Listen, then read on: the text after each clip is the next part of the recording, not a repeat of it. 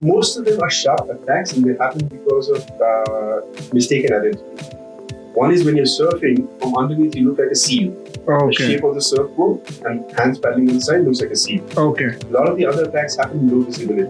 Okay. When a shark comes, what happens? How do you see?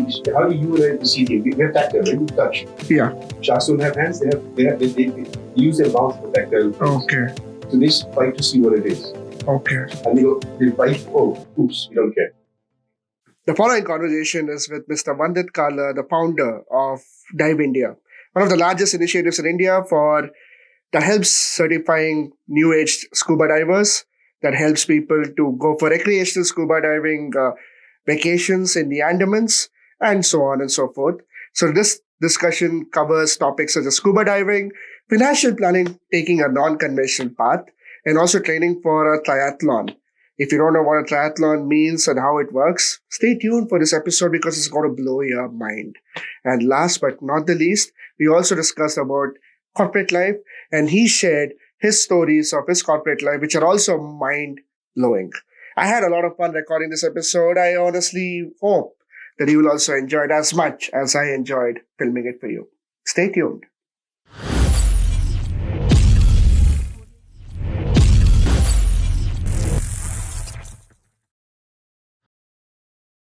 Bandit, we're going to I'm going to take a plunge into a very particular topic. And that topic happens to be about the diving culture in India. Okay, the scuba diving culture. In my opinion, if you ask me, the whole emphasis on diving in India came up because of one movie that came in 2011, which was Zindagi Na Milegi Dobara, where we saw Hrithik Roshan take a plunge, and he had Katrina Kaif, who was his training instructor. Who wouldn't want that? But anyway, after the diving, they showed the underwater visuals and everything. You realize that Indians, I mean, many Indians started uh, going to different areas, and Maldives has become a very typical location for your honeymoon and so on. They take that experience of snorkeling and everything, and they start scuba diving from there. You are the founder of Dive India, right? And you're based out of Bangalore, which I'll ask you why later. But you were based in the Andaman and Nicobar Islands for a lot of time. So, what's your take on the diving culture? Is it there? Is it improving? Anything that you want to say? Well, first of all, I want to apologize to everyone who comes diving and ends up diving with me instead of Katrina Kaif. It's a bit of a letdown. I can't help it, guys. I'm sorry about that. I tried wearing a bikini, didn't work too well. I'm sure. Going back to diving culture. Honestly, we have a the number of people that dive in India is a lot larger than the people I would say is a subset of the diving culture. Okay. For a lot of people, diving is something to do once to check off to say kar diya, done. It's like a bucket list. It's like a bucket listing, and that's primarily because the movies, it's something to do once. Mm-hmm. Now, the thing is, it's to me, diving is kind of like being a nature enthusiast or a wildlife lover or a birder. It's not something you go once, you see some birds and you're done, right? Mm-hmm. It's something that should be a part of your life, like in something you do regularly every year when you go on holiday. You don't have to dive a lot. A couple of times a year when you go do a dive here, do a dive there. That part is not there yet. And some of it, I think the dive industry has itself to blame. Because a lot of people are fairly casual enthusiasts to have a casual interest in diving. The industry has come up with a product that just barely meets those casual requirements. It's a very, very shallow introduction to the sport. Mm-hmm. The analogy I use is, imagine how do you see wildlife? You can go to a zoo, you can go to a safari. You can go to safari, like you can go to do a game drive in something like a Singapore zoo, right? Yeah. It's a larger enclosure, but it's still a zoo. Mm-hmm. Or you can go to safari in Africa or Bandhavgarh or somewhere. Mm-hmm. So what we're doing is kind of like a zoo experience. Okay. It gives you get an introduction to what it's all about, but you're really missing the magic that comes with a sort of a deeper immersion, if you will, pun not intended. Mm. So when I say diving culture, I would refer to people who are actually into diving as a sport, not a one and done, but actually who really are hooked to the activity who go on regular dive trips, who buy dive equipment, for whom diving is a key part of sort of what the interests are. This number is much smaller, but it's still growing quite rapidly. Especially in the last 4-5 years, I think we've started to reach a critical mass of growth where almost everybody, you probably have maybe yourself or a friend. I have a couple of friends who've done diving, not just done it once, but actually gotten certified. You know what? I belong to that zoo category. I've done it, but not as much as. But we've spoken. But in your case, it was mainly a matter of opportunity rather than a lack of interest, right? Absolutely. Yes, that is fixable. Yeah. So I mean, I think it is growing, and but I think we still have a ways to go before we story of our lives before we catch up to countries like China, for example, where the market has just boomed. But slowly, steadily, hopefully we get there. There's a preconceived notion of diving and adventure in India. We are not really an adventurous country, okay? But there are a lot of people who are adventurous, but we are not a very adventure-loving country per se. Our definition of adventure is something else. It's more a masala rather than actual physical adventure that we are interested in as Indians. This is Indian mentality. You go outside India. You look at people who use diving as an excuse to make friends, make a lot of just go out. I mean, for them, what is necessarily a weekend plan for Indians would be just go for a movie, have your popcorn, maybe grab a drink or two in a local or have a nice Italian meal, and then come back home. That's an Indian weekend. But if you look at what people do in New Zealand or in America or any other place, they tend to just say that, okay, let's go dive, or let's do skydiving one day, or let's just just go for a long drive somewhere. They will take their kayaks and they'll just do their kayaking, then maybe have a drink or two, and then come back. That's what people do in the West. The reason why this does not happen in India is maybe because of lack of facilities, lack of such opportunities as well. Because we live in Bangalore. This podcast is being recorded in Bangalore, which we don't have that luxury of having a coast or anything for diving. So my question to you regarding this is, when you say dive culture is changing, are you suggesting that people are getting out of that zoo mentality that we spoke about? Like people who just want to do it once. I have done it once. I want to do it once more. But again, lack of opportunity, lack of time, blah, blah, blah would be the reasons. But is it that, or are we slowly progressing towards, what, ek saal mein ek baar to karna hi hai. I have to do this. No, so I think I'm leaving out the people who just do it who one and done, who are doing it just because it's a list that says they have to try diving. I mean, that's not it. I'm referring to people who actually are interested in diving. So diving is an activity they choose to do, and they choose to do repeatedly. Okay. You raised a good point about culture, right? I think a large part of it in India, my gut feel is that one is people's lives are very overly driven by work, and then when they come back, it's a family thing. For example, if you're the only person in your family that is interested in an outdoor sport, and the rest of your family is not, that adds a burden. In other countries, let's say New Zealand as an example, a place with a more active outdoor culture, you probably have everyone in the family is interested in some outdoor activity or the other. And the second, of course, is come home, watch TV, right? I have friends who are sort of who say they don't have a couple of hours to spare, but for exercise or whatever, and they're watching 2 hours of TV a day. Do the math, But that's what is changing, I think, because what happens is once you get hooked to the sport, you find ways to make time. You find even if it's you're the only person in the family who's interested in sport, you go there, your spouse and kids can do other things, and you take that time off and do a day or two diving. We're seeing more and more of that happening. And when we first started, we would get maybe a handful of Indian divers in a season. And now, the bulk of the business in the Andamans is in Indians who want to take up diving as a passion, not just one and done. So and that number is growing. That number is growing. Okay. Now, I find it very fascinating to hear stories of people's first experiences underwater. There's so many different ways that people talk about what they experienced. They talk about from an emotional standpoint. Some people say that they just came out of a diving experience and they started crying because they were overwhelmed with emotion. And some people are there who just sit at the boat and they, even if it's sunny as hell, even if they're in the middle of the ocean where the sun is so bright and but yet they just look up and they're just looking at the sun.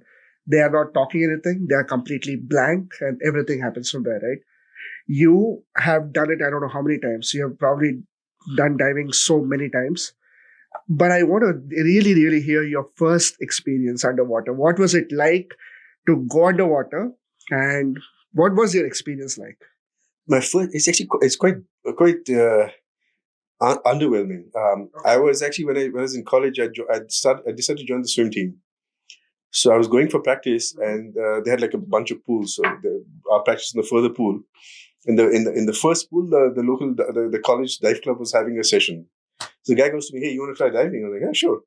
So on the way back from practice, I jumped in, I put the scuba gear on, and literally I took 2 breaths, and I'm like, "This is the most amazing thing I've done." Okay. There's no fish, obviously, it's a swimming pool, Okay. but just the feeling of being weightless, it was just mind blowing. Okay. And I saw my first fish on dive number 30. Dive number 30. So from 1 to 30, you were doing it on the pool? No. There's a quarry called Dutch Springs in Pennsylvania. Okay. So we used to go diving there. They had a 4-seater Cessna. They had a motorcycle. They had a pickup truck, all in the water for divers. There are no fish. So for me, the fish was like a very, very welcome bonus. Okay. Just the act of being underwater, being weightless, was just the coolest thing I've done. And even now, I mean, I think, just that if I'm going in the water, that's what sort of gets my juices going. Would you rather see fish, or would you rather see a truck or something like that?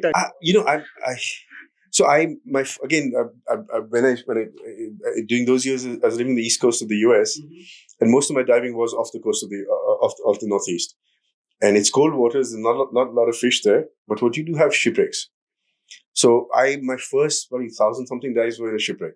Oh. And that's what sort of really, even now, so it's the kid in all of us, right? Okay. You read the books about Treasure Island and stuff like that, and sunken ships and shipwrecks, and you go down, and obviously there's no ship, there's no treasure to be had, but just that feeling of going down and seeing a ship that's been in the water for 30 or 40 years, it's like a step back into time. You're going to what was it like? It's like finding Titanic. Yeah, kind of. And you see something like, you see just like a shoe, and you're like, wow, what? Just somebody was wearing that shoe at one point. What happened to them? It's really, really unique. So every shipwreck I've dived is still sort of is very fresh in my mind. Okay. I enjoy fish. I'm a photographer, so I enjoy taking photographs of fish. But I have to admit, the shipwrecks probably excite me more than seeing fish. Wow. Which is not to say I don't like seeing fish. I just like wrecks more. How have you ever seen was it like a natural wreck that has happened way past? I mean, is it historical something, or was it a dive center where they actually basically did that for the diving? There's all of them. There's in the US there's a ship from the I think for about 150-year-old ship. Which, there's not much left. It's just a couple of planks and beams. Okay. You can dive a World War II U-boat, which actually was sunk in combat. Okay. And there's actually 52 corpses and 52 skeletons still in the shipwreck. If you dive in, you can see them. Then the ships that have been sunk especially for diving. Okay. There is a ship called the Andrea Dore, which is the size of the Titanic. Okay. Which sank somewhere in the early 50s. Okay. And you can dive that. It's a deep wreck.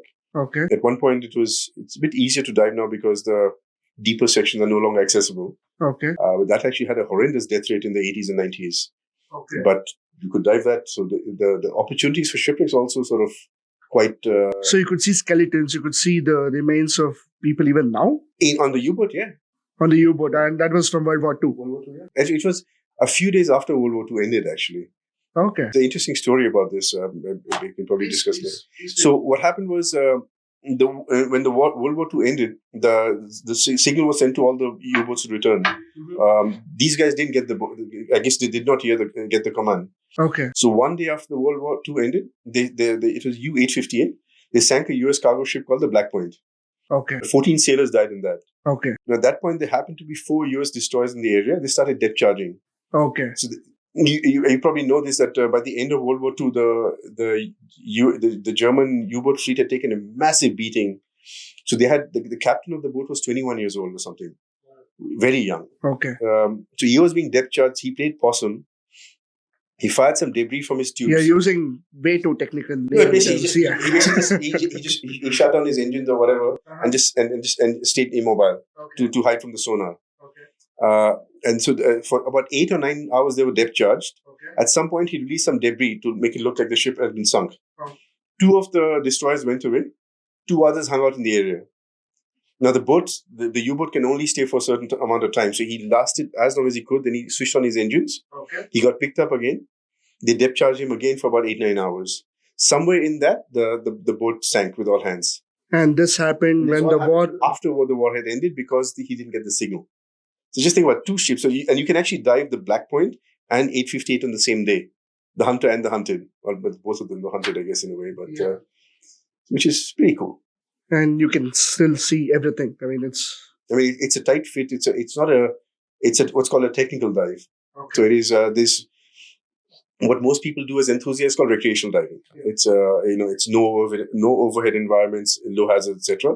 Technical diving is sort of the next step to that. In closed spaces, confined spaces, far more equipment intensive, far more training intensive, far more experience intensive. How much feet below underwater are all this? This is actually not that deep. 858 is about 42 meters. Okay. I mean, it's deep by recreational standards, but technical standards not super deep. Okay. The Andamans, the top is at about 50-something meters and goes down to about 70, 80 or something like that. Mm-hmm. And that's the ship the size of the Titanic. It's massive. It's on the side. Okay. And then, there are, typically 100, up to about 100 meters is where you can go for technical diving. Mm-hmm. For recreational diving, you top out at 40. Okay. So most of the wrecks there's a really good wreck, for example, in Bali, which starts at about 3-4 meters, goes down to about 20. Okay. And that's accessible to everyone. And what can be found there? So there, there's not that much because it's been cleaned out. Shallow wrecks also tend to be salvaged more easily, right? Okay. So there's a fantastic coral growth, really very colorful, lots of fish life. And you can even poke your way into the wheelhouse and stuff like that and see some of the structures. Yeah. Now, when we talk about diving, recreational divers usually don't get to see shipwrecks. And, I think there's one place in Dubai which is actually they bought a brand new Boeing 747. I think this was long back. And they crushed it and they put it underwater just for people to have that experience. That's Dubai for you. That's Dubai, yeah. But when you talk about recreational diving, you tend to see a different, you look at marine life, you look at a cluster of fish, and you see so much of marine life, so much of, flora and fauna, basically, right? When you see such things, it's a very different experience. It's like something which blows anybody's mind. Yeah. What was your first experience in such a setup? There's actually probably Florida. So we'd gone there and so we jumped in the water, and afterwards, the first thing I noticed, we saw the usual colorful reef fish. I was like, oh, this is so colorful. The reefs are pretty. Then I looked to the side and I see like a bull shark swimming by. I was like, oh. Bull sharks are like the gundas of the ocean, right? They're like sharks on steroids. So if you have a normal shark like a torpedo shape, and they're just bulked up around the middle. And they have a presence about them. So they're like, oh, this is kind of interesting. And this is again now going back far too many years, but I still remember that vignette in my head, like the flash coming on. So I remember diving the Maldives, and we had we at the mouth of a channel. There's very strong current, so we'd hooked onto the reef. Okay. And at that point, there's a lot of sharks hunting and hunting. Okay. So in there, the sharks circling all around us. Okay. There was about 5 or 6 eagle rays just hanging in formation, just drifting like spaceships. Okay. The current, we are struggling, even with the rope, we're fighting the current. Okay. The eagle rays are just stationary, not moving. Okay. Every so often, one of them would peel off, hunt a little bit, and come back in formation. Okay. And I remember, I think we spent about 15-20 minutes just watching this, going, this is so cool. This is the most amazing things I've seen. Weren't you scared looking at the bunch of sharks in hunting mode? Reef sharks are actually, that's a common misconception people have, right? That sharks are, I think even Peter Benchley and Jaws have done them a big disservice. Now, sharks have not evolved for about 200-300 million years. They've gotten a bit smaller, but they have essentially unchanged. Okay. If you think about what 300, even 100 million, even a million years ago, humans didn't exist. Yeah. We were probably proto-humans. Yes. So something that's not evolved for 300 million years is basically perfection. What nature is saying, I can't make anything better than this. And now there's no room for evolution. Yeah. Over those hundreds of millions of years, sharks have pretty much they got their routine together. Right? If you think like someone who's 50 years old and they have a routine, someone who's hundreds of millions of years old, they know. Sharks know we can eat this. If this is a potential mate or a threat, then this we don't care about. We fall in the we don't care about category. The humans. Yes. But we see kills, right? We see so much of news happening. So most of them are shark attacks, and they happen because of mistaken identity. One is when you're surfing, from underneath you look like a seal. The shape of the surfboard and the hands paddling on the side looks like a seal. A lot of the other attacks happen in low visibility. When a shark comes, what happens is, how do you see? How do you and I see things? We have tactile, right? We touch. Sharks don't have hands. They use their mouth for tactile things. So they just bite to see what it is, and they bite. Oh, oops, we don't care. But unfortunately, because of the bite strength, it's unfortunate. But it's not a deliberate attack. In fact, all these videos you see of even the cage of a great white shark biting the cage, it's not trying to get at the diver. That is just nonsensical things that photographers say to make it sound like they did something really amazing. It's just a shark just trying to see, what's this? Okay, and then it just goes away.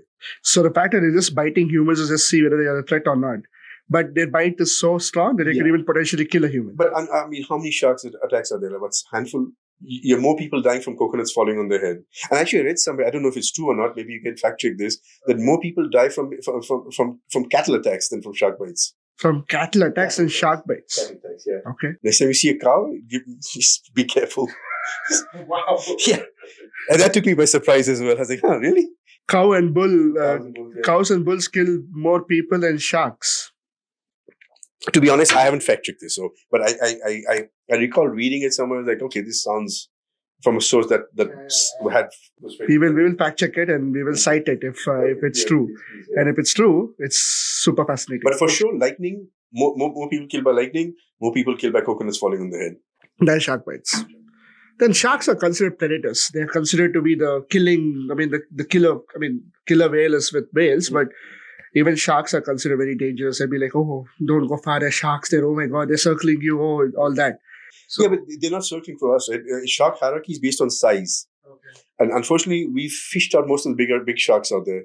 I think at one point we're killing about 350 million sharks a year is what we're fishing from the ocean.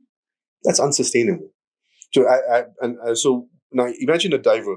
I'm about 6 feet tall. With my fins are about 2 or 3 feet. I'm about 10 foot in size. I have a cylinder on my back. I'm making these weird noise with bubbles. So 10 foot is a fairly substantial shark. And so if a shark comes at you and it sees something so large, it doesn't know what it is. It's not something it recognizes as prey. It's just going to give you a wide berth. At most, you might have a territorial display. But territorial, like as with every animal, they don't go straight to fighting. It's a threat display. If you recognize the threat display, you swim away. I've dived with sharks. I've been to sites specifically we can dive with tiger sharks and other big sharks. And in the 30-something years I've been diving, I've had one case of getting a territorial threat display from a shark, and I just swam the other way. That was the end of it. And it realized that it was started minding its own business basically. I mean, I was then started. It was its territory. It just came at me with its fins down a little bit and turned away. I went the other way. That was the end of it. Oh, where was this? Many years ago, back when we had far more sharks in the Andamans. Okay, and sharks are the number is decreasing in Andamans? Almost wiped out. Almost wiped out. Back when I started in 2003, 2004, we used to go diving. There's a couple of sites we used to go to. The question wasn't whether you'd see sharks. The question was how many you'd see and how many different species. Okay. Now, we're lucky if you see a shark like once every 2 or 3 days or something. I was seeing like 8-9 sharks in a given dive at one point. Is this because of fishing? Fishing. Okay. Wow, that's scary. I mean, the thing is, imagine what the wildlife situation was like in India in the early 1900s, right? I mean, I grew up in Calcutta, and they were like you could see tigers, The Royal Bengal tigers, sort of a bit near not too far from the city, and the population went from 100,000 to like less than 1,000 at one point. So we are in that stage with the ocean where like the ocean is in the middle of that crash. Okay. I mean, we happily all eat seafood. We happily because you don't notice what's happening. The hygiene factor of the food it disguises the ugly truth underneath. Would you actually go and eat, let's say, venison and black buck meat or some other indigenous animal. No. But in another 5-10 years, the tuna, the trevally, all the stuff that we eat are going to be exactly like the black bucks and deer and sambar. We are wiping out the population at a very, very alarming rate. Okay. And the cause for that is our appetite for seafood. Okay. Wow. Yeah, I think this will offend a lot of people who love seafood, but my point is, okay, what is the way to conserve? I mean, the only way is to stop eating these amazing fish, or what is it? Honestly, it's conservation. I think conservation is not a battle we'll win at the rate we're going. Okay. It's a delaying tactic. Okay. When you have, it's a matter of resource consumption. When you have 8 billion people on the planet, even if if you reduce your that imposes a certain load on the resources of the planet. Yes, there's things you can do to delay the inevitable, and that would be instead of having fish, every day, cut it. I love meat, but I eat seafood very rarely. I even cut down on my red meat consumption because it's just it's if I can reduce my impact. That's the least. That's all I can control, right? I'm not going to change the world. I'm not going to spread awareness. We're all aware of it, right? All we can do is instead of trying to change everyone else, change our own lives, and do what you can, and then see what happens. Let's come back to diving a little bit. I mean, this went a little bit deep, right? Yeah. Now let's go to the fun aspect of diving. When somebody wants to dive, there are two things that I've noticed. One is you need an intent to do it, and an absolute desire to go for it. Okay. I barely see intent with a lot of people. There are a lot of people who have the intention of saying, I want to dive at least once in my life. Yeah. It could be anywhere. I'm not talking about swimming pool. I'm talking about in the ocean. And then there's desire for it, which happens when you go and see when you go to a beach area, when you see people wearing those equipment or the entire gear that they wear. You see that and you're like, yeah, I'm going to do this. I'm giving you my personal side of it. That's what happened to me. The gear is cool. Yeah, the gear is cool. The gear looks cool. I mean, let me wear it. Let me go. Let me see what happens. Then you go through those instructions, those basic instructions. They ask you, can you swim? And then you say yes. Then they say, show me. Then you have to show them. It's like, yeah, if somebody is lying, they'll catch you right there, right? All that happens. But now if somebody has the intent, how do you, I mean, if somebody asks you, why should I dive? Why should I get under the water and dive? What will I get out of just diving underwater? As a guy who has started diving here, as a guy who has been diving for more than half of your age, what will you tell them? Because there are people that I know who want to dive, but they just want to be given this picture of why they should dive. Okay, so let me ask you this: have you been to a national park in India? Yeah. You do a game drive. How many species will you see? How many species of mammals will you see on a given drive? 5 or 6 if you're lucky? Yeah, if I'm lucky. I'll see deer, sambar, bison. If I'm very lucky, I might see one tiger, probably one leopard. I'm talking about Bandipur, the ones close by. So 5, 6 species? And you'll get a glimpse of them? Yeah. You do a dive. If you go to a tropical reef, you'll see about 100 species. On any given dive, you'll see hunting. You'll see territorial displays. It's not the variety that you see and the behavior that you see is off the charts. Okay. You can go to let's say 10 feet by 10 feet reef, and if you're just paying attention, you do 100 dives there, you'll see 100 things every single dive. The potential of what you see is, exponentially higher than what you see on land. And I'm not knocking land-based nature because that's what got me. I'm a huge sort of wildlife enthusiast, but the scope of underwater is just orders of magnitude higher. So you're just talking about 100 different species of animals that you don't even know. Yeah, and the other thing is also like when you think of fish, right? They might be different. The shape might be slightly different, etc. But fish is kind of fish, right? Kind of, you know what they're like. Kind of torpedo shape, maybe fatter, maybe thinner. But once you start going into sort of what's called macro life, that's where the ocean sheds its the veneer of familiarity and starts getting the realm of freaky. So these are macro life for some reason refers to micro life. It's all small critters, shrimps, crabs, and that's when you start getting the stuff that makes you wonder if you're tripping. Because the colors, the shapes, you're like, is that really, is that a rock? No, it's not a rock. Wow. So that's where you start seeing just things that would just defy your imagination. And even you see formations, right? Yeah, and then there's coral formations as well, yeah, which is so surreal. It's not like anything you see on land. So in terms of experiences, right, it's just so new. It's so different from anything you experienced before. It's so calm. It's so serene, and it's so rich. Like it's not like driving for 3 hours and for 15 minutes I maybe see something. The entire time you're driving, you're seeing stuff. It's like an overload. Yeah, when you're driving in a national park, you know that you are going to be you're actually looking for something. Yeah. And you drive in the same path. And then there's always one guy, the guide, who tells you, "Sir, illi ninne huli kansto." In Kannada, that means I saw a tiger here yesterday. Yes. Okay, so we'll go there. He will take you there. You won't even see anything there. You won't even see pug marks. You won't see anything there. And then you go to, say, a Corbett, same thing happens. कल इधर मैंने एक tiger देखा है, वो उधर बैठा था. And you'll be like, you'll just be marveled at that. You'll visualize the tiger. You'll be like, wow, there was a tiger there. You take a picture of that. But when you go underwater, I think I've spoken to this with another friend of mine who did diving. And he said, I went twice to the same place, and both the places were different experiences in terms of formation. And you decide what to look at. Do you want to look here? Do you want to look there? Do you want to look there? Because everywhere there's stuff happening. Yeah. And you sense to lose a sense of time, right? Oh, yes. So finally, we say this. We have probably we got a 1-star review on Google from someone who's convinced that we took them diving for 10 minutes. And what was the reality? 1 hour. Listen, we assigned the guide to you, assigned the boat for you. We're spending like it's a 6-hour day. We're not going to cut it short, but cut your dive short. So after that, we actually started sort of showing people the time when we entered and the time when we left, just to prevent that. They were absolutely convinced that it was only 10 minutes. It cannot be an hour. Yeah, but that's actually a sign of how quickly time passes underwater. How overwhelming the experience can get. I mean, time stops. Yeah. I mean, time suddenly stops and you feel, it's a serene feeling, right? It's a surreal feeling. No doubt about it.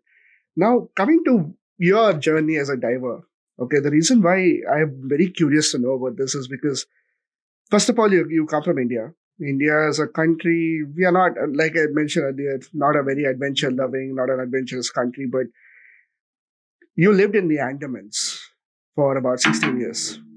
And when I read your profile, you had the poshest of jobs at areas like Boston.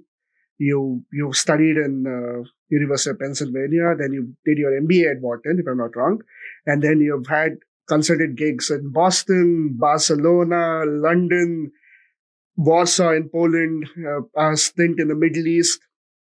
When you look at all these places, you think, if you visualize such a guy coming to India, you will think, this guy will come to Bombay, Delhi, Bangalore, Chennai, Hyderabad, Kolkata.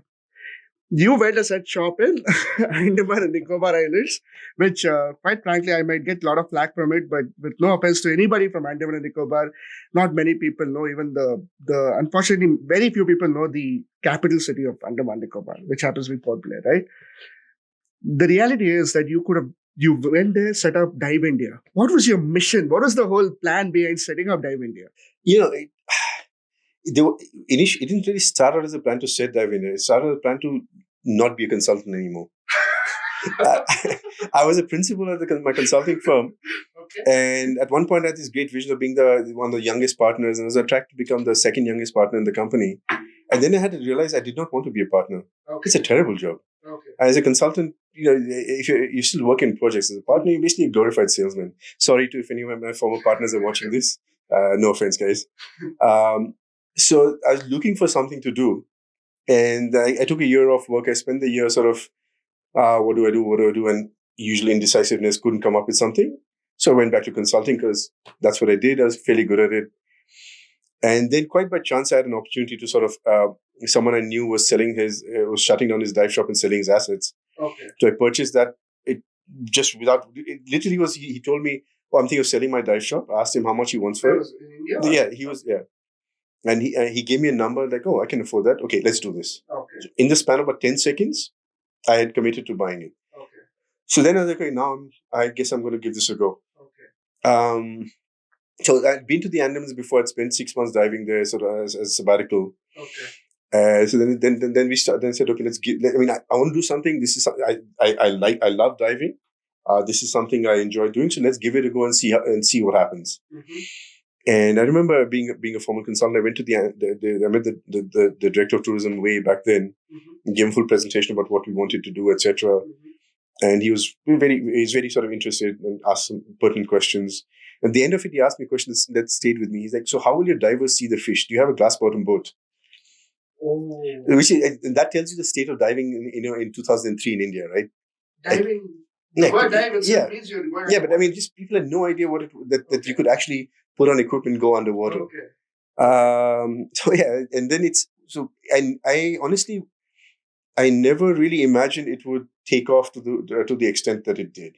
Okay.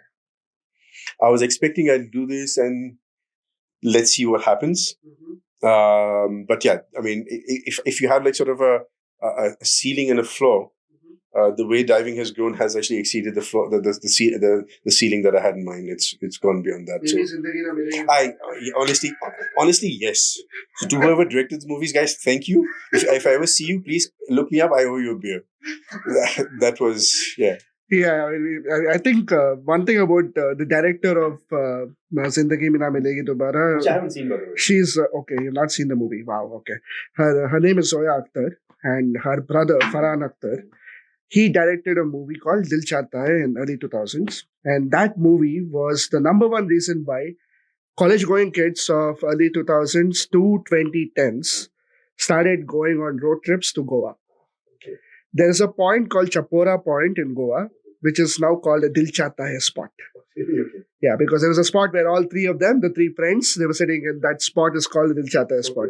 Even today, that's part of many tourist guide networks in Goa. Yeah, I've been to Goa 4 times, never on really holiday, always for a race or something or the other. That's one thing. And second thing, with Zindagi Na Milegi Dobara, there was a tomato festival in Hyderabad. It was organized in Hyderabad. It's called La Tomatina, which was famous in Spain, where you're basically chucking tomatoes at each other, and you're jumping on tomatoes, and it's basically making puree from your legs, right? It was kind of disgusting, but okay. People actually enjoyed it. They started one in Hyderabad.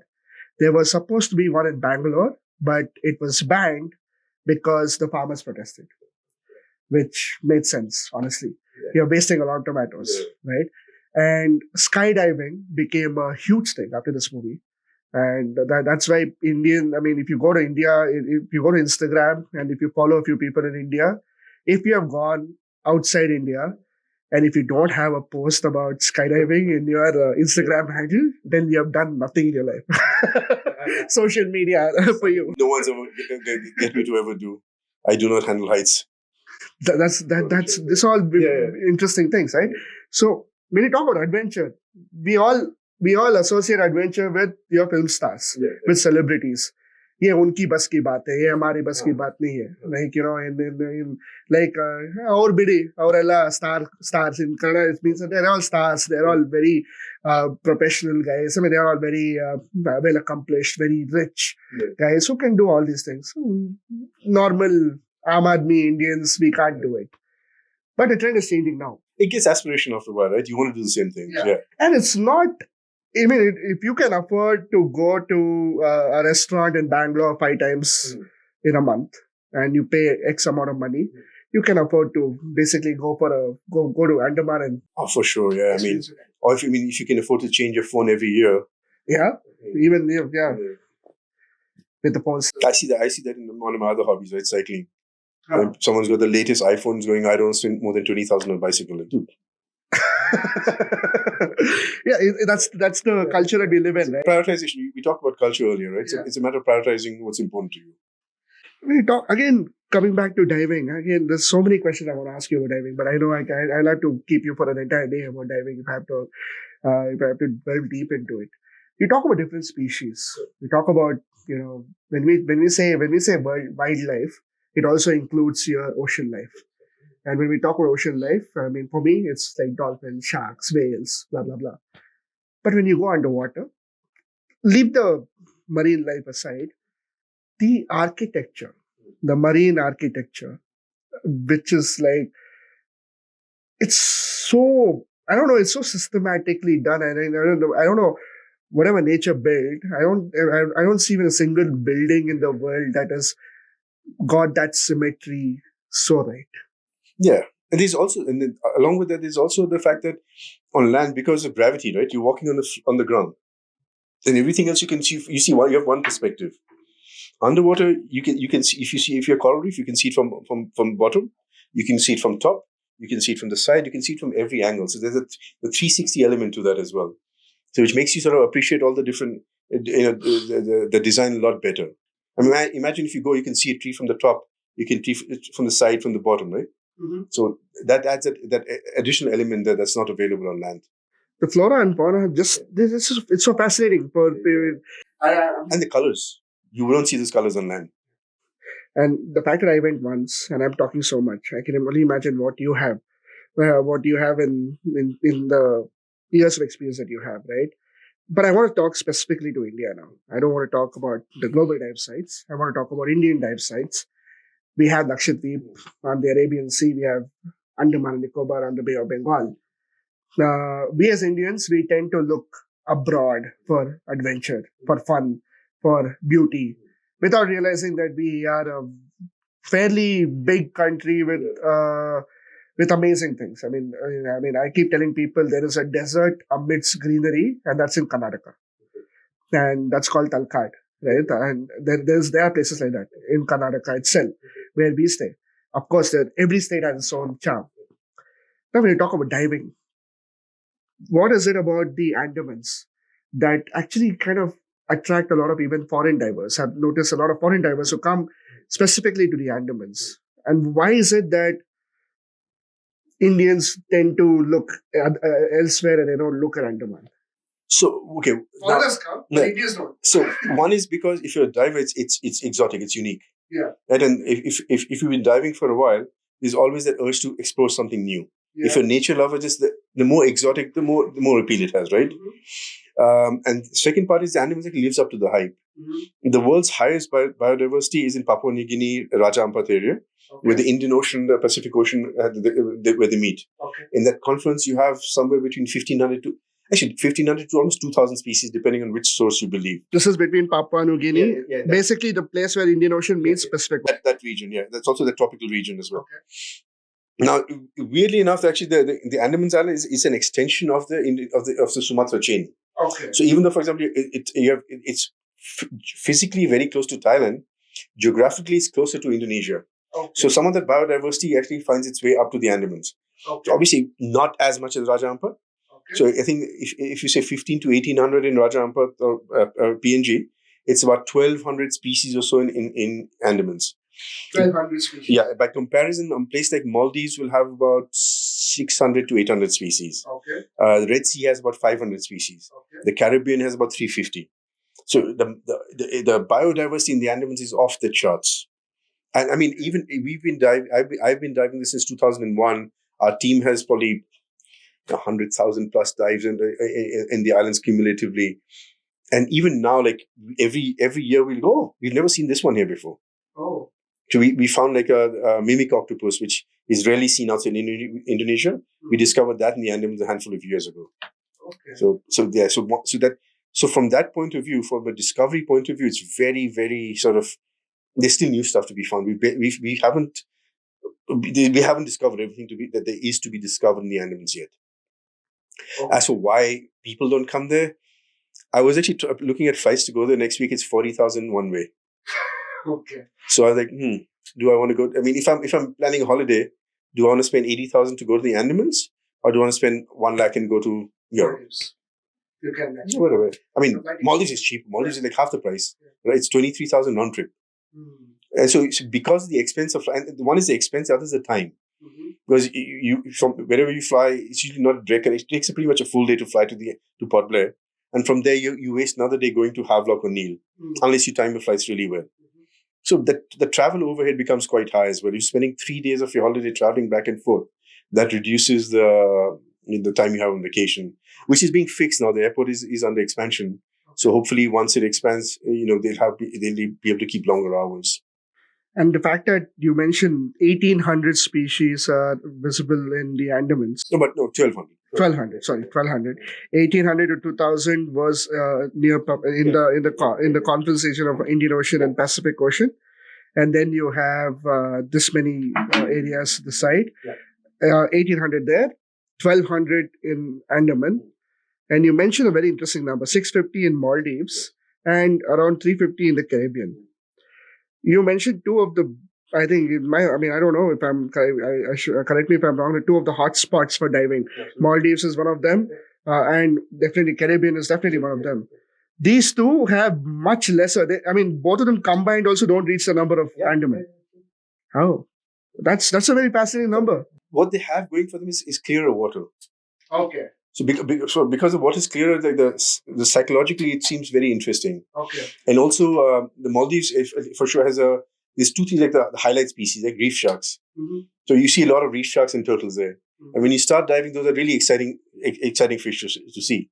Because I've seen a shark, I've seen a turtle.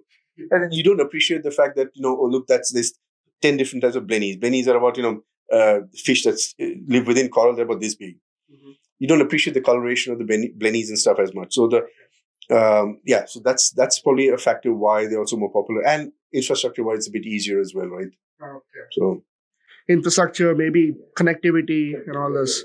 And people who come, I've noticed that Andamans as a place for diving, they attract a lot of foreigners, like I said before. They come here because they are aware of these facts.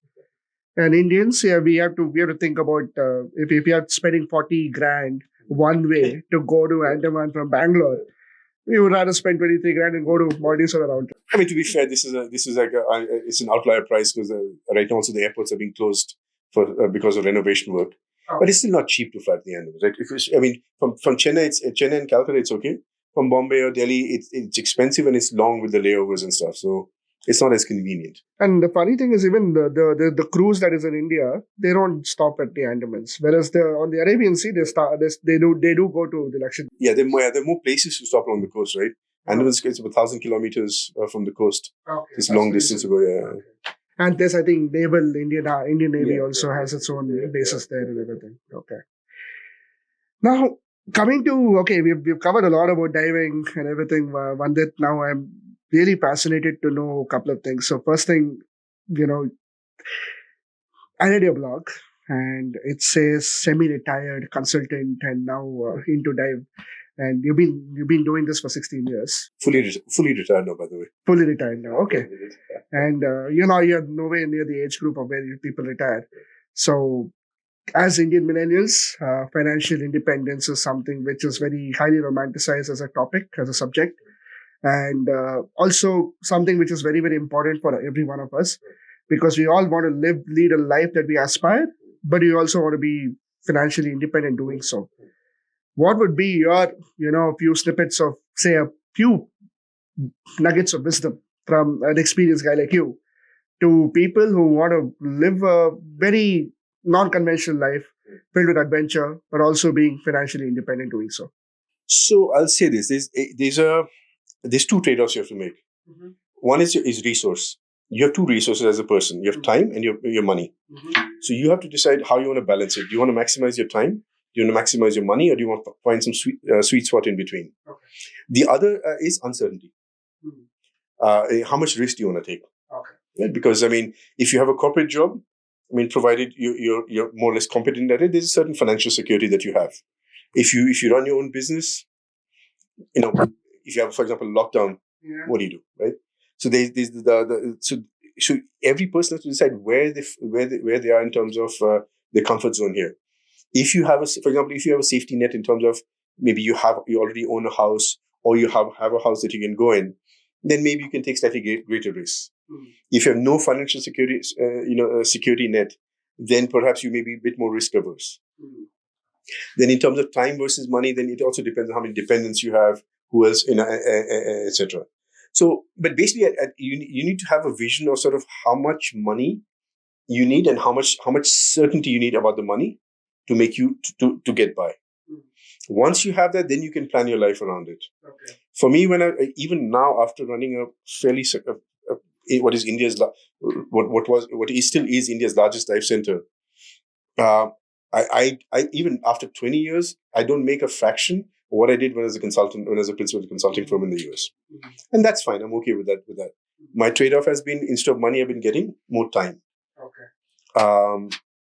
For some, I mean, at one point I had this dream of buying a Ferrari, and I go, I don't really care. Now I want a new bicycle. That's probably excites me a little bit more. Ferrari to bicycle. Yeah, Okay. but it's a really nice carbon bicycle. So basically, once you have a vision of sort of what your flow is, then you can decide, okay, how do I go about getting this flow, right? And then that comes from either you can. I've noticed a lot more sort of freedom in careers these days. I mean, when I was younger, it was a job or nothing. Yeah. But now, actually, what do you need a job for? At the minimum, you need a place to stay and to eat. Yeah. It's not that hard to make that much money. Okay. Right? So once your basic necessity is required, well, then you decide, hey, what else do I need to do? So but if to get security, you have to take a risk.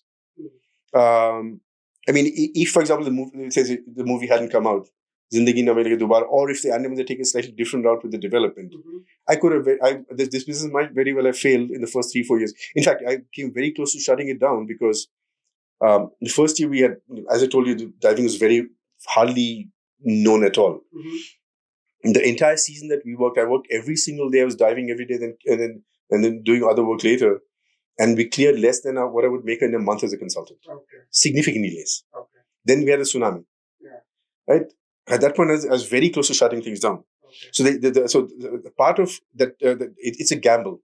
If you want that early freedom, you have to face the possibility that you might fail. And honestly, everything, you only read about the success stories in Forbes and Fortune. You don't read about the failure. But being a consultant, I'm very analytically driven. It's great to have a vision. It's great to have a dream. But you also need to say, if this doesn't work out, what will I do? And once you have that picture down, then it's your decision. It's basically having a worst case scenario plan. Okay, if I can handle it, then go for it. Okay. Otherwise, don't. Figure it out. Figure out how do you handle that worst case scenario, right? So this is like, fairly very, objective suggestion for financial freedom. It's not like, do investments, do this, do that. I mean, I think if you have this cleared, if you have this mindset, if you have this approach, I think then everything else follows. It's all the byproduct. I want to add something. The whole follow your dreams is the most facile cliche I've ever heard. Because, I mean, it's ironic that I say that because I did follow my passion. But the thing is, once you start following your passion is a sort of a general guidance. Once you start following your passion, it becomes a job. Yeah. Right? I mean, I spent probably 20-30% of my time is actually spent in actually diving. The other part is spent making sure like our customers are happy, the processes are there, we're dealing with the administration, the permits, and all those things, right? It's all the business side of things. Just following your passion doesn't get you there. You still have to put your sweat equity into it. And passion itself is, you not have one. It's like, okay, passion in other words is interest. Your interest in life cannot be just one. You might have multiple interests. Like this is a very good segue to the next part of the conversation. You happen to be interested not just in wildlife. You're obviously you've started Dive India, which is probably the most well-known dive center or dive school, as a matter of fact, in India and the entire country. But you're also an athlete. You are an endurance athlete. You've also been a consultant, and you've lived a very interesting life, for lack of a better word. This does not come with one interest. That's it. It's multiple interests. It's like being a multifaceted individual, having multiple interests and trying to work your way through all these interests, maneuver your way through all these interests, and do whatever you can do best to achieve a set number of goals in each interest, right? So when you talk about the biggest aspect that I came across your blog and I read about it, you read. I mean, you're an Iron Man. Minus the suit. Minus the suit. Correction, there's a very nice Lycra suit involved. So. When I say Iron Man minus the suit, I am referring to Tony Stark, right? But Iron Man is basically an athlete that, I mean, let me not say it, you say it from your own language. What is an Iron Man? What does an Iron Man athlete actually do? The joke is, why suck at one sport when you can suck at three? You clearly don't suck at it. No, so basically a triathlon is a swim, a bike, and a run. and there's different distances involved. The shortest triathlon is a sprint, which is 750 meters, 750 meters swim, 5K run. 750 meters swim, 20K bike, and 5K run. And it goes up to full iron distance, which is 3.8K swim, 180K bike, and then a full marathon, 42.2K run afterwards. With the kind of simplicity that you're mentioning these numbers, it's daunting me. It's like really haunting me, and I'm getting goosebumps just listening to the distance. You just so casually said, "Yeah, it's just a 3.8 kilometer swim, 100K bike, and then what? How many kilometers run? Full marathon, 42 point whatever kilometers run, and you have to do this in one day in a span of 8 hours." No, that's a full iron. Full iron requires 17 hours. The more common, more attainable distance is the half iron, 70.3, which is half the distance. 1.9K swim, 90K bike, and 21.1K run. Now the thing is, actually, the distances sound imposing, but as with everything else, it's not a matter of distance. It's also how fast you go. Okay. So I used to race bicycles more regularly a while back. Something like a 30 or a 40K time trial is much harder than a 200K bike ride. 200K bike ride, I can get out and do tomorrow. I'm recovering from injury. I can still go ride 200K tomorrow. How many hours will it take to complete 200K? I mean, it'll take me probably 6.5 hours maybe. 200 kilometers on a bike. Okay. But doing, let's say, something like doing 40 kilometers in an hour is something you train for years and years and years. And that the last 10 kilometers is you wish for a quick death. So what I'm trying to say is the distances by themselves are not such a big deal. I think, especially in India where these sports are in the infancy, people, there's a certain social media plaudits to be had by saying I've completed an iron distance or half iron distance or whatever, because exactly, so the distance sounds daunting, but completing the distance is just a matter of spending that 6 months or so and just training consistently. Allocating the time, go through the steps, and finishing the distance is fairly easy to do. Doing it fast is a different matter altogether. Okay. The getting fast it requires much more effort and also requires genetics. For example, I got into endurance sports in my mid-30s when I was in the Andamans with nothing better to do. And I mean, even at my best day, I'm like a mid-pack, slightly better than average endurance athlete in the grand scheme of things. Okay. And other sports I used to play when I was a kid, I was fairly elite at them at one point. So so genetics help. But like I said, it's too casual the way you're mentioning all these things. You are saying that I'm a fairly average endurance athlete, but you've also completed Ironman. Yeah. Like I said, completing is not that difficult. I know I should be saying that, look, it's so awesome, look at me. It's not. I really don't know. I mean, it's one of those things I see people on social media talking about it. I'm going, guys, it's not that difficult. Okay. Now, this requires an enormous amount of fitness. And obviously, endurance comes with fitness. It requires consistency. The fitness will come if you apply the consistency. All you provide is consistency, and then fitness is an outcome of that. Completing the distance is an outcome. Okay. You seem like a very millennial mentor. Okay, you've given nuggets of your wisdom for financial independence. Now give us some nuggets of wisdom for fitness. Don't eat my wife's cakes. Okay. You can't stop at one. No. Okay. So with fitness, is two things. What are your goals? If you're trying to be elite in some sport, or you really become, when I say elite in your whatever context it is, either if it's just being fit in the sense being fit, being physically able to do things without any discomfort, and also to avoid mundane problems like, I am getting this pain, that pain, and all that. I mean, if you can dedicate about an average about 5 to 6 hours a week, it's easy to be fit. Okay. Right? You go to the gym a couple of times. You go for a short run for half an hour, and you do one long 2-hour thing on weekends. And you don't do it right away. You build up to it, obviously. Yeah. But I mean, and the thing is, if you cannot run for 30 minutes, run and walk. Right? Gym, whatever. If you don't have a gym, do some bodyweight push-ups at home. Buy those. You get those dumbbells that have multiple weights in them. Buy a couple of those.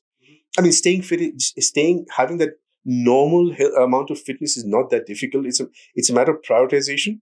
You have to decide, hey, spending 30 to 45 minutes a day to be fit, it takes more priority than watching TV or whatever, and allocated that time. I mean, the people the elite athletes that, and I'm not talking about just finishing an iron distance. I'm talking about being good at it, that have full-time jobs. They get up at 4:30. They ride 2-3 hours. By the time they come back, their family is awake. Then in the afternoon, they'll go to the gym, and in the lunch break, they'll do a pool swim or they'll do a run. Then they'll come back, they'll take a short nap, spend a couple of hours with their family, and do something else at night. Right. And that's an extreme case. I'm not saying everyone has to do this. And these are but these are guys who are not just doing it because they want social media products. They want to have good performance. Right. And the other part of fitness is do what you like. If you, I'm actually wired fairly competitively. So for me, actually, I believe it or not, I actually don't. I do events so that I have a motivation to train. Okay. So knowing that I'm trying to beat a certain target, that I race, maybe if I'm doing an iron event, I'll do maybe 1 or 2 a year. Okay. But then that gives me motivation to train for the remaining 363 days. So you basically don't enjoy the event, but you enjoy the process of it. Yeah, I mean, I enjoy the event, but it's not such a huge driver. It's just that having that event gives me the carrot to be consistent for the full year. And I have to admit, I mean, of late I've not been as consistent as I would like. But I mean, you need to find what motivates you to train. Okay. If for some people it could be being in a gym surrounded by other people who are also sort of enthusiastic. Some people it could be just a social aspect of an activity. Some people will be competitiveness. But if you're just doing it, I mean, nam ke vaste, you're not going to go anywhere. Okay. You have to so like I said, that consistency is the hardest part. If you nail that, outcome is foregone. Okay. So, when we talk about fitness, in today's scheme of things, there's a lot of emphasis put on diet. There's a lot of fad diets available. Oh, yeah, I mean, do this, do that. Don't eat this, don't eat that. Eat only this. I mean, it's very weird. I mean, there's so many diets available in the market today, and a lot of people talk about it. One thing I've noticed when I see triathletes, they're called triathletes, right? And am I using the right word? Triathletes, triathletes. Yeah. These guys, when I saw a video on YouTube about different triathletes being asked questions regarding, hey, what did you follow a diet? Did you follow a strict routine? Do you have a coach? These are the 3 questions. None of them had a coach.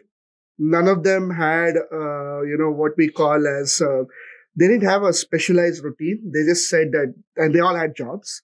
It was not like they were doing this full time. And none of them followed a diet. They're like, I just eat clean whenever I have to, and I enjoy my pizza, my pasta. One guy from Russia said I enjoyed my stroganoff and caviar almost every other day, and a few Spanish guys were saying I enjoyed all my Spanish food. I mean, Italians, they were like, I eat a lot of pizzas, I enjoy everything. I mean, there's nothing that I eat ice creams, I eat sweets, and they look so fit. It's not even funny how fit they look. They didn't look buff. They didn't look like your aesthetic, cinema going and gym bodies, right? But they look fit. I mean, they look strong. They look fit, and they could easily rub shoulders with the best athletes in the sense in terms of running, swimming, and everything. Why is it that these guys' diets are not followed? I mean, they don't talk more about their diet. So, as a triathlete yourself, if somebody is following a strict diet and going to the gym, doing, I'm going to take my supplements, and I'm going to build my muscles, I'm going to lose my weight that way, this way, and all that, what would be your suggestion as a triathlete? Because you look fit. You look really Thank you, because I'm actually significantly high. I don't even want to mention. It'll be demeaning for me to mention your age and stuff, but you look really fit. Right? I hope that when I reach your age, I'll be at least as little fit as you are. Honestly. When I reach your age, it'll be, no, I'm kidding. That's fine. No, but what is the point is, what would you suggest to people who are like so fixated on diet, so fixated on gym routine? So I think one is that separate fitness from being lean. Okay. So I mean, if you're playing endurance sports, you have to be lean. Because the heavier you are, the harder it is. For example, I'm cycling. I'm even on my best day, I'm 80 kilos. Right now, I'm significantly above that, which puts me at a natural disadvantage. All the elite cyclists tend to be in the mid 60s. Okay. So, because the more weight you carry, the more oxygen you need, the harder load it puts on you. So yeah. So if you're competing in a particular sport, and you want to get lean for that sport, that's one thing. Fitness is something different. It's you can be very fit even if you're carrying a small layer of carrying let's say a dad bod or whatever the female equivalent of that would be. Yeah. Right. So first you have to decide what are your end goals. Do you want to be fit? If you want to be fit, it's a large part of then you don't want to be excessively overweight, right? So then exercise helps. Exercise will help, like but also then you clean diet helps. It's for me, what I really think is important: portion control, which I struggle with because I love to eat, and the second part is just is eating clean. Okay. The more junk food you eat, the worse. It's not providing useful calories. Beyond that, I'm not really a big believer. I mean, you can fix it on paleo, this or keto diet or this or that, intermittent fasting and all that stuff. That's all well and good. If you're trying to extract the last 5-10% of gains. For the bulk of the people who don't need to maximize their, who are not trying to get to 8 or 9% body fat, who don't care if they're 1 or 2 kilos above ideal weight, just eat healthy. Don't eat too much. A good rule my former cycling coach told me is when you sleep, you should be slightly hungry. Okay. That told me, what if I get too hungry? He goes, drink water. Maybe that doesn't work. He goes, drink more water. Okay. Actually, that actually works. So you're basically dehydrated, not hungry. No, you're well hydrated, not hungry. Yeah. But it's basically it goes to portion control, right? Because if you're not eating too much fried stuff, you're not eating. A nice thing someone said is if it comes in a package, avoid it. Okay. So if it's fresh, you can eat, and then portion control. Go to sleep slightly hungry.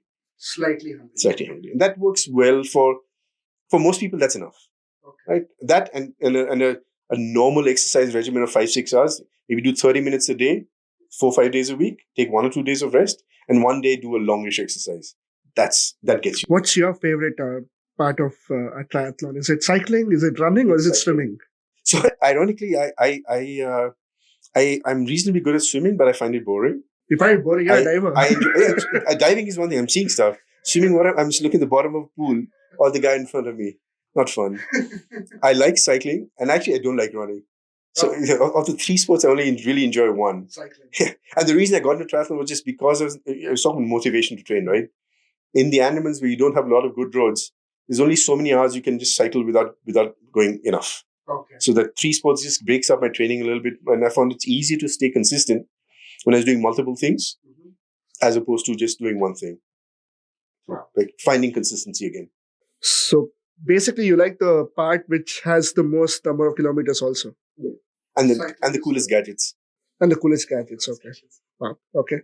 But swimming, you're swimming in open waters, right? In ocean water, which has a little bit of current, I suppose, and it's definitely different from swimming in a pool. What happens? I mean, now give me the mental side of a triathlete. What is you need motivation, of course. Yeah. It goes without saying. You need to have high levels of perseverance. Yeah.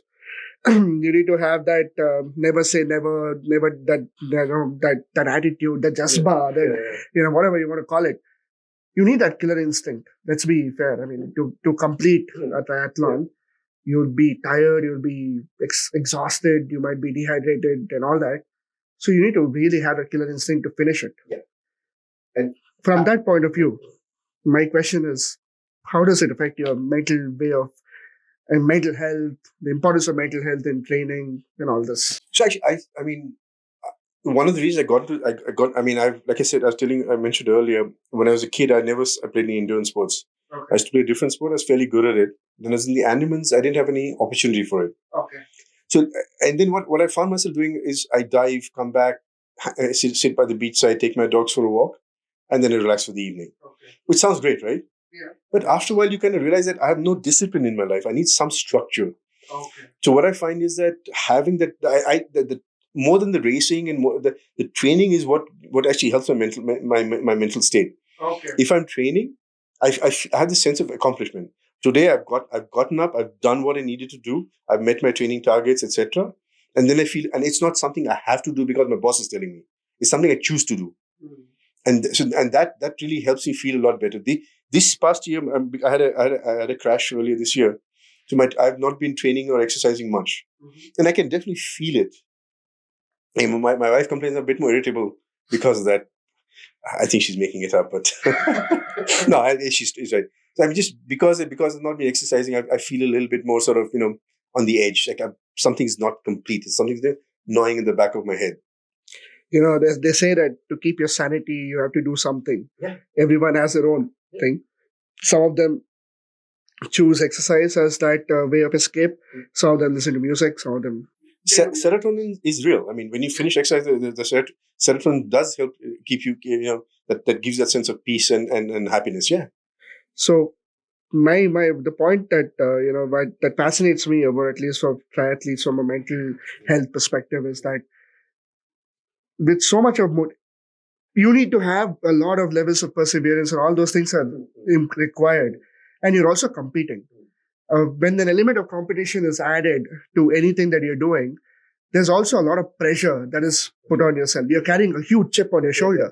It's not a small chip. It's a huge chip on your shoulder I have to finish this, right? So that is like pressure added, but it's also keeping you sane.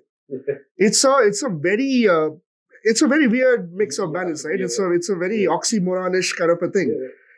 The point that I'm trying to mention here is like, okay, you say training for a triathlon keeps you mentally sane, but also training for a triathlon comes with its own pressure and a huge chip on the shoulder.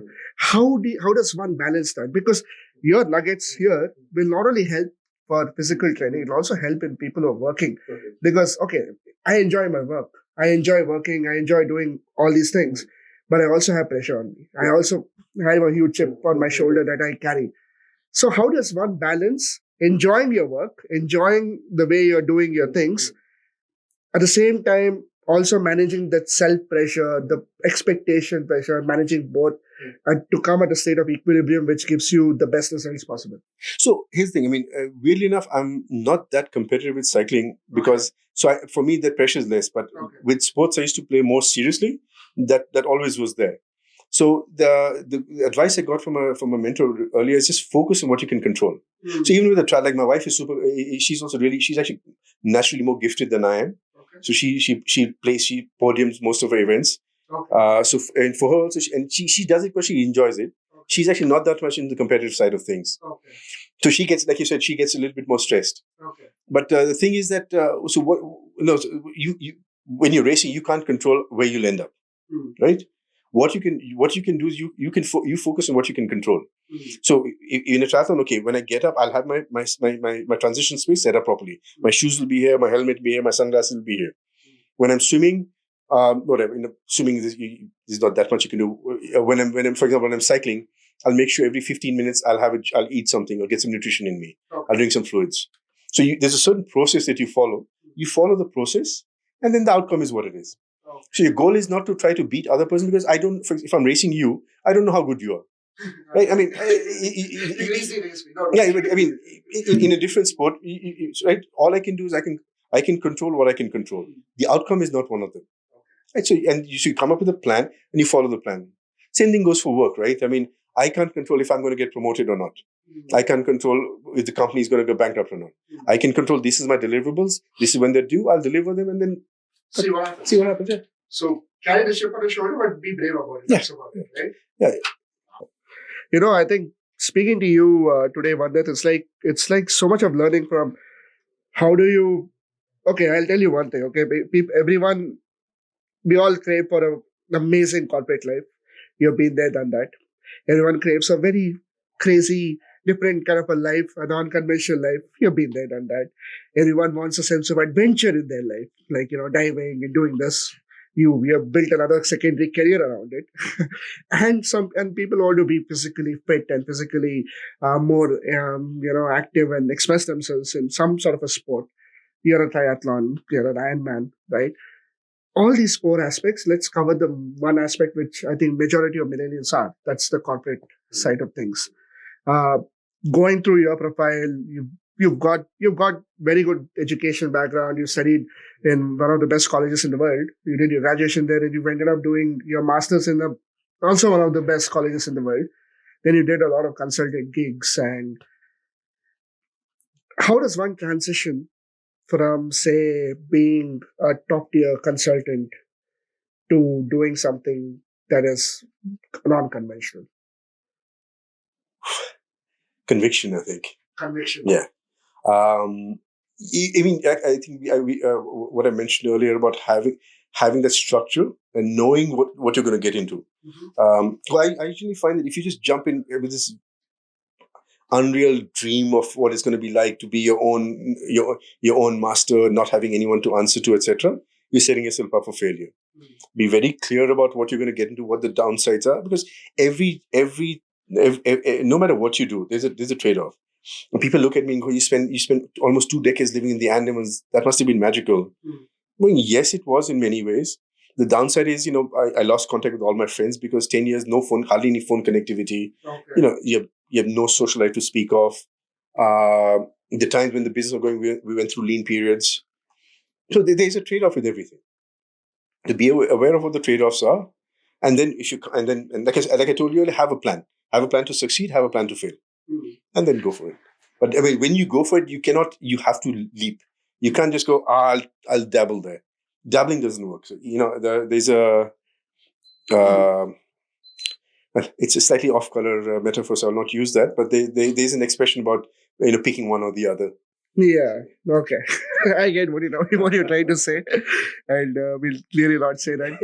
Samajdaron ko ishara kafi hai, as they say. So that's about it. And I need to ask you one experience from your life, which to wrap this up, about you saw two things that happened in the early 2000s.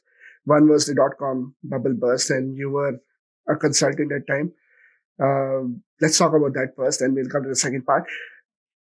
.com bubble burst, for people of my age or the millennials, is something that we read in the newspapers. We read not newspapers, we read in our books, textbooks, and trying to figure out what the hell that was, right? For us, 2008 is much more, vibrant in our system. So, okay, 2008, Lehman Brothers crash happened, this happened. And of course, pandemic, we lived it. The great lockdown, as the IMF calls it, we lived it. 2000 was the original one, the first one, the first ever bubble burst that happened.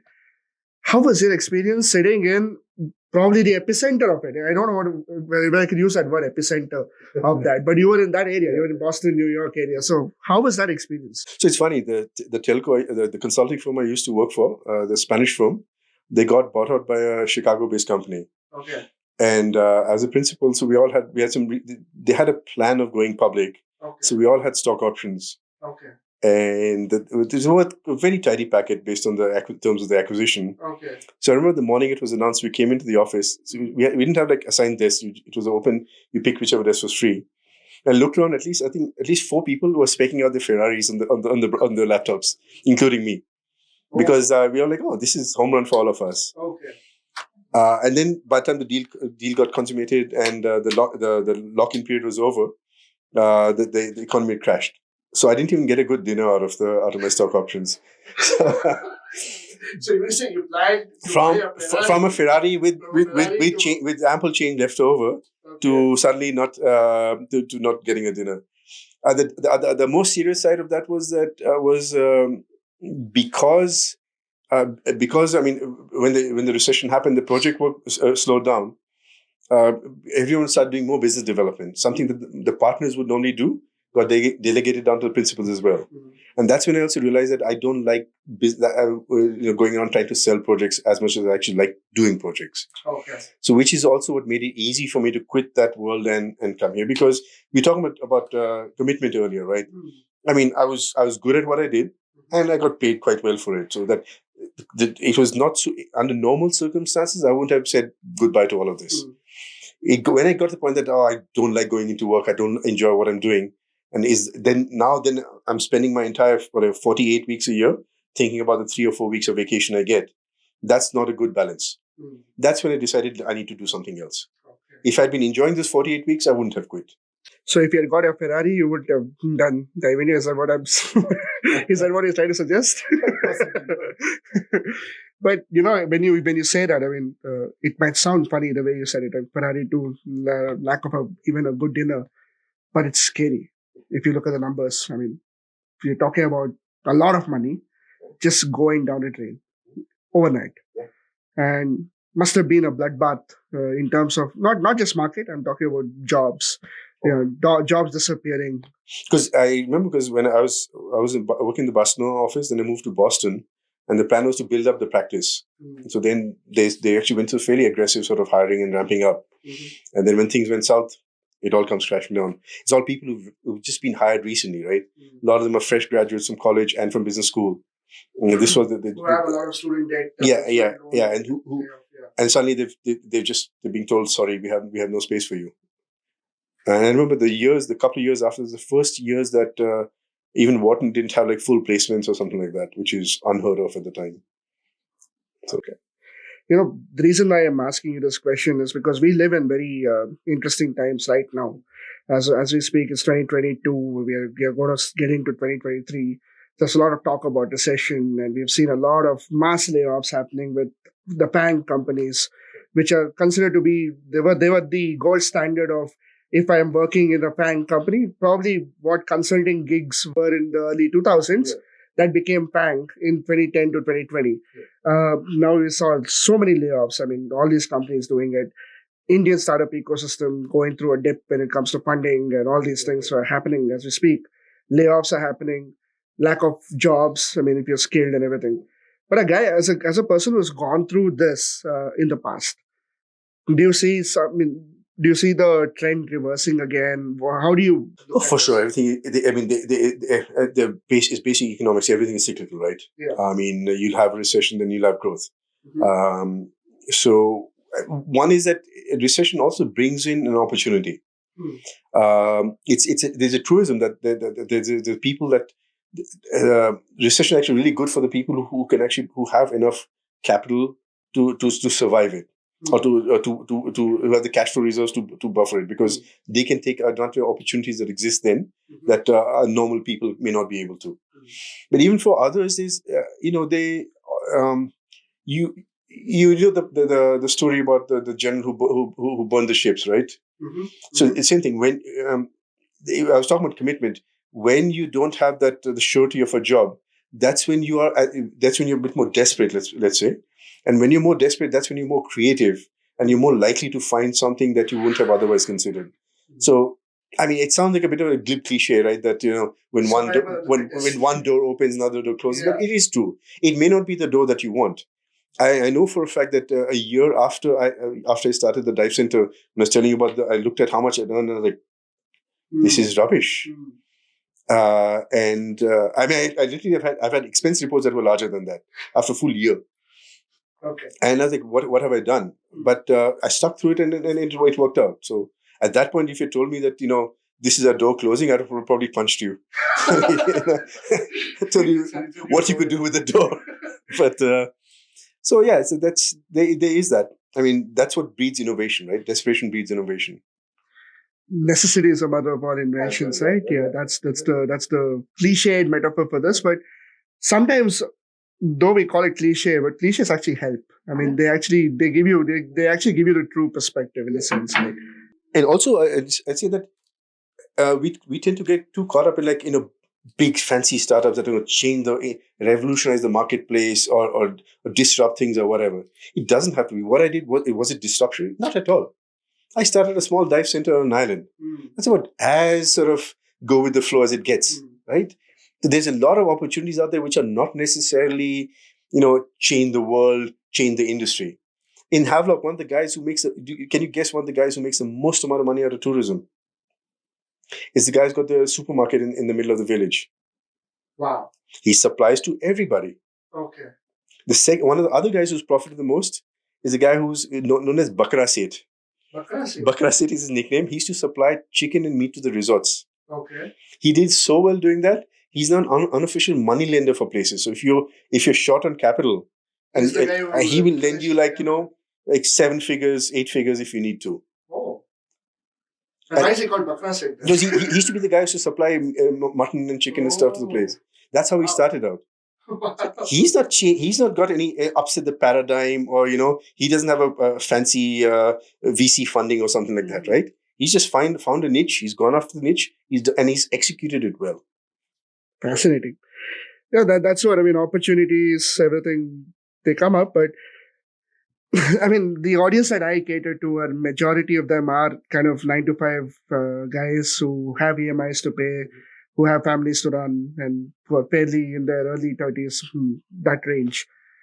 The issue that I see, that many of my friends and even sometimes even all of us around us, we have this very weird affection. I mean, uh, I don't know, this lack of uncertainty in the coming times, because what the pandemic did was it opened it kind of made us feel different. I mean, this was a usually when there was a crisis, like for example, when 2008 happened, there were people in the workplace or in my college that told us about 2000. So they had already seen something similar. 2012 happened. 2008 was like, ye bhi hua tha, now this will be fine. 15 happened when the funding winter happened. People would talk about 2012. When 2020 happened, nobody had a clue what was going on. It's 100 years, right? 2020 was an artificial disruption, right? Yeah. It's very hard to predict anything after that. Yeah. Now, 2021, with the US Fed, what they did with flooding the market with a lot of dollars.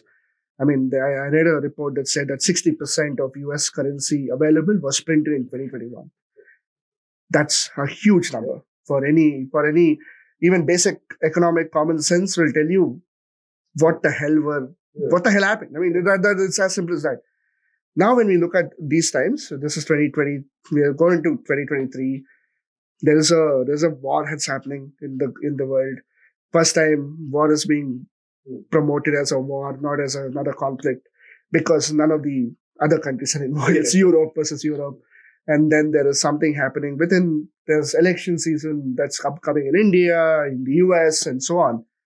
And then there's also a lot of talk about recession. This could be a depression. This could be this. A lot of hangama, for lack of a better word. But people have gone through cycles. We have not gone through that because of our age. But people have gone. At your age coming. That's where we look up to guys who have gone through different cycles of dips and up and everything. What would be your, tips to people who are actually maybe who have been laid off, or people who are scared for their jobs, people who are also very apprehensive, very, very confused on what to do? Honestly, you have it lucky. That's what I would say. Okay. Because I mean, so far we've been romanticizing this idea of following your dreams, starting your own thing, etc. Right? Yeah. But there is a very sort of hidden and not so pleasant side to that, which is the lack of safety net.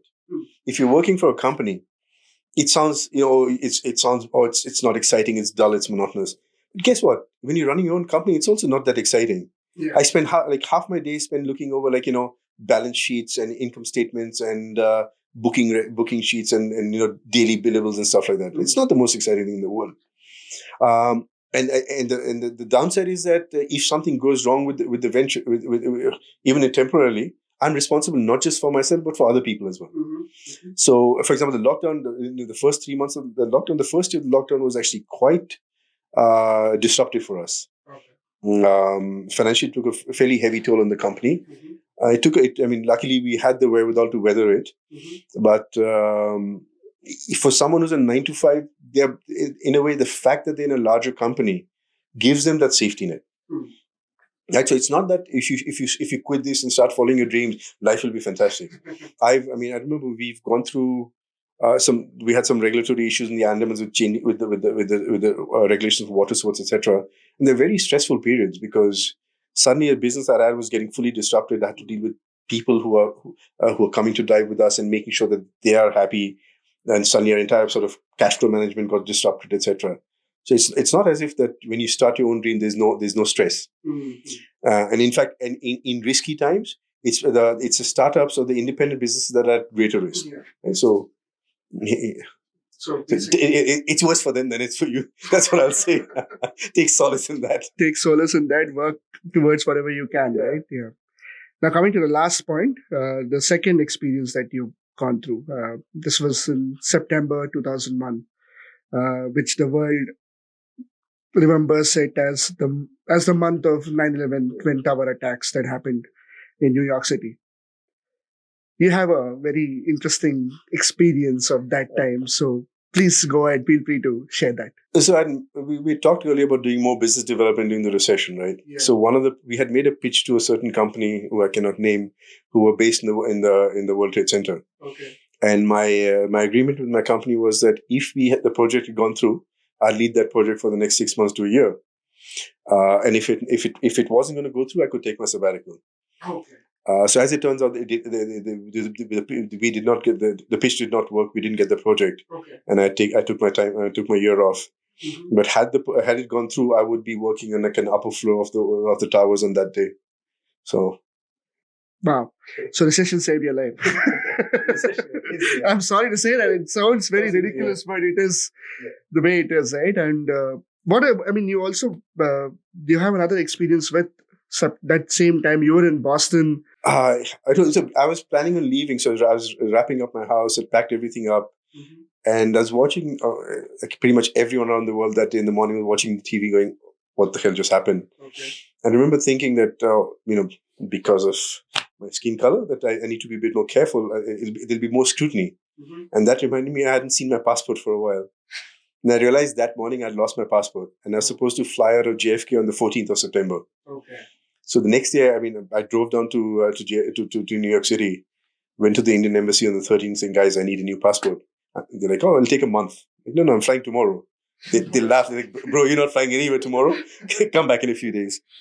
So they gave me a passport in 2 or 3 days' time. Then I flew out on the 18th. But I was in the city the day after. So it was, to say it was heavy would be an understatement. But there was pretty much like a cloud, like a metaphorical and a literal sort of cloud when you came in. I drove in, you could just smell something in the air. And pretty much everyone was like walking around in shock. It was, I can only imagine. I cannot think of anything else. I was probably 10 years old at that time, and that changed the world. Closer to home, even like the Taj hotel attacks. That happened in the I think 2008, 26. Something. Yeah. That also I remember doing. Wow, that has changed for more pertinent to us. It has changed everything we do, right? It's our 9/11. It's India's. When you go to a hotel, yeah. And you're talking about 3 iconic places of Mumbai, that we grew up watching. Whether it's a Taj Hotel, whether it's the Oberoi Trident, whether it's even today, Leopold Cafe has those bullet rounds on the glass, and they put a small tribute there. The same thing that happened even in the Golden Temple Amritsar, the Operation Blue Star. Those bullet marks are still there. They preserved it. The same thing they've done it in the Leopold Cafe. I mean, it's kind of a, when you go through such experiences, it gives you a fresh perspective of life, right? It might have. Can you, if I may ask you the last question before we wrap up? I know I've said this many times, but this is the last question. I promise you. What's that fresh perspective one gets after you go through such a experience? Oof, I know it's a deep question, but honestly, it's probably like just not to take things for granted, right? Yeah. I mean, you're like, it's this more pertinent because a cycle in the last week, for example, I know, not anyone I know, there have been 3 fatalities in different parts of the world. One, a professional cyclist got hit by a car and passed away a couple of days ago in Italy. Okay. A recreational cyclist, 1 degree of separation, 2 degrees, I guess, in Delhi got hit by a car and passed away. Another recreational cyclist, whom I don't know, in Spain, got hit by a car and passed away. And that makes you realize that, you have all these plans, you have all these visions and stuff like that. And, so it's a lot of, especially in India, where we have this culture of thinking of for the future, right? I think it's worth remembering that, there's no point saving up, waiting till you're in your mid-60s to enjoy life, right? That the bulk of the prime of your life is before that. Find that balance. Wow, that was quite deep to end. I mean, enjoy, have a good life during your between 30 and 50. I feel surprisingly wise for someone who pees in their work clothes. It's true about divers. There's 2 types of divers: those that pee in their wetsuits and those that lie about it.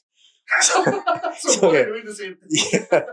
So yeah, I mean, certainly it's fine. I mean, bro, what else can you do? I mean, you're underwater for 4 to 6 hours. No, at a time in about an hour or so per drive. Even an hour or so. And that time, if you have to go, you have to go. You got to do what you got to do. Gives you wisdom. Vandit, I really enjoyed this conversation with you. I feel, as a millennial myself, I think you've given so many nuggets of wisdom to cover 4 very, very important functional aspects of our lives. One is your physical life, your fitness and everything, your crazy part of, not crazy part, the non-conventional things that you want to do, that you wish to do and how to do it. Obviously, the corporate part of the life as well. And I must say, it's been an absolute pleasure of having you on this episode. And thank you so much for making some time and talking about Dive India. I'm wishing you all the very best with Dive India. And I'm 100% sure that we will collaborate in the future as well. Thank you. Pleasure being here. It's a scary thought that people actually listen to what I have to say. But thanks anyway. I'm sure people will. And they'll get a lot of... but it's just been a fun conversation. And to all our listeners, do check out Dive India. Give it a shot. I mean, if you're interested to learn how to dive, if you're interested even to just experience the ocean in the best way possible, just go through the website, give a call to a few people. They will tell you what to do. They will guide you. They will help you with certifications. And they also offer trips to the Andamans where you can actually experience very, very, I would say I won't say life-changing experience, but you will really, really enjoy it. That's for sure. So just go have fun. And thank you for tuning in for this episode.